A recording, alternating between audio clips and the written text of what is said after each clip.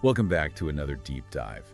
And, since you are someone who likes to cut through the noise and, well, find the actual meaning behind all the clutter out there, we have a really wild one for you today. We really do. It is definitely not your average stack of sources we're looking at. Right, because what does a bullied, plushy, clutching baby monkey in a Tokyo zoo have in common with, like, the internet's most infamous hypermasculine influencer? Normally. Absolutely nothing. Exactly. But today, we are looking at this bizarre moment where the absolute pinnacle of human alpha dominance publicly offered $250,000 to intervene in the completely natural hierarchy of a primate enclosure. Yeah, we're tracking a viral collision from our April 2026 sources right between the animal kingdom and the human attention economy. Which is just fascinating. It is, and it's a collision that, honestly, it forces us to look at the underlying mechanics of how hierarchies actually work.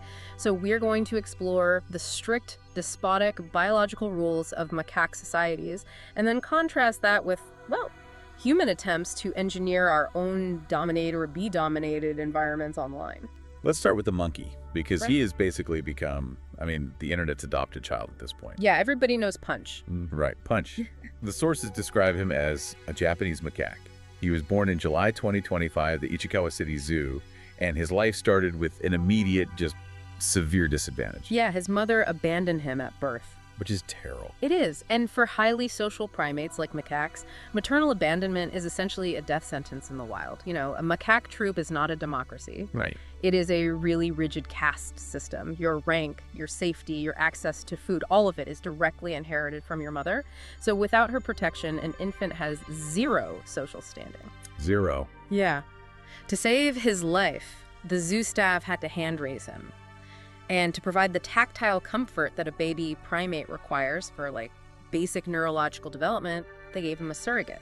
And the surrogate was an IKEA orangutan plushie. Exactly. That specific visual, a tiny monkey desperately clinging to a mass-produced Swedish stuffed animal. It's so incredibly striking. Mm-hmm. The plushie became his entire world. It really did. But the crisis that actually broke the internet started when the zoo attempted to reintroduce Punch back into his monkey troop. Yeah, and the videos that surfaced were absolutely brutal to watch. Just heartbreaking. The older monkeys relentlessly shunned him. They would chase him, bite him, and actually rip the plushie away from him.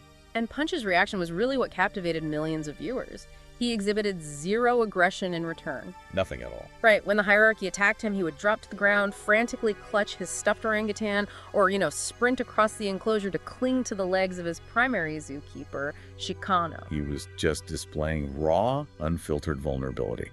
Completely unfiltered. And the cultural explosion around this was massive. The Ichikawa City Zoo sold 8,000 tickets in a single weekend. Double their usual numbers. Yeah. People were lining up for hours just to catch a glimpse of him. There is this fascinating listicle in our sources from a publication called Zine that analyzes why this specific animal hit such a massive nerve. Oh, the zine piece, yeah. Yeah, they framed Punch as a living mirror for millennial and Gen Z loneliness. They wrote that he proved, quote, everyone needs something soft to hold on to, and that rejection doesn't mean you're unlovable. Which is beautiful, but, we are seeing a textbook example of anthropomorphism on a mass scale here. Right, projecting human feelings onto it. Exactly. Humans have this evolutionary glitch where our empathy sort of misfires. When we see a creature with infant-like features, big eyes, small body displaying signs of distress, our brains mechanically process that as a human baby in danger. It's hardwired into us. It is.